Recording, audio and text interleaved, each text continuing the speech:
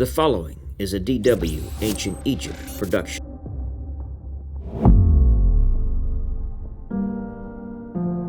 Pharaoh Semerkhet, whose name translates to companion of the divine community or companion of the gods, ruled Egypt around 2920 BC.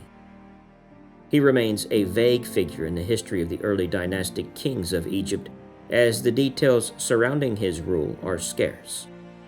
Semerkhet may have been a usurper, based on evidence indicating the erasure of the previous king's name, Enegem, from stone vessels, which were replaced with Semerkhet's own name. Additionally, his absence from the 19th dynasty Saqqara king list, while both Enegem and qa'a are mentioned, further fuels this speculation. Notably, Semerkhet's tomb yielded a wealth of artifacts originating from the tombs of Queen Manetho and Pharaoh Den, but no Saqqara tomb of high officials bears the king's name.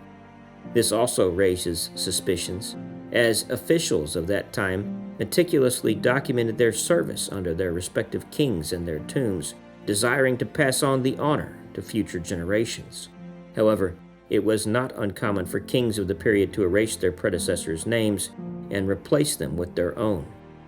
Another plausible explanation could be that Semerkhet's reign was relatively short, and most of his officials outlived him, resulting in the absence of his name in officials' or priests' tombs. While the Greek historian Manetho mentions serious unrest during Semerkhet's rule, there are no records substantiating such claims. It is possible that any unrest, if it did occur, was deliberately omitted from official depictions, as a king's reign had to be portrayed as successful. This tradition may have already developed during this early period. Semerkhet constructed Tomb U, which was initially excavated by Sir William Flinders Petrie in 1899. Semerkhet did not have a tomb in Saqqara, unlike his predecessors who built their tombs there.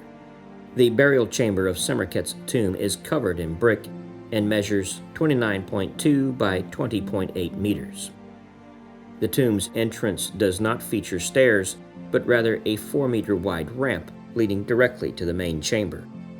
The ramp begins 10 meters outside the tomb and was found covered in aromatic oils that retained their scent, according to Petrie's account.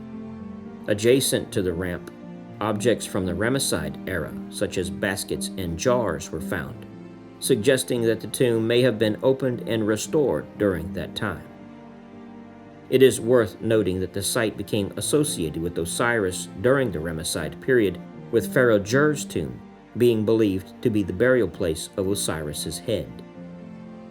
Initially, the kings must have covered an additional 67 subsidiary tombs, indicating that these individuals may have been buried simultaneously with the king. The circumstances surrounding their burial, including whether they were willingly sacrificed, remain speculative.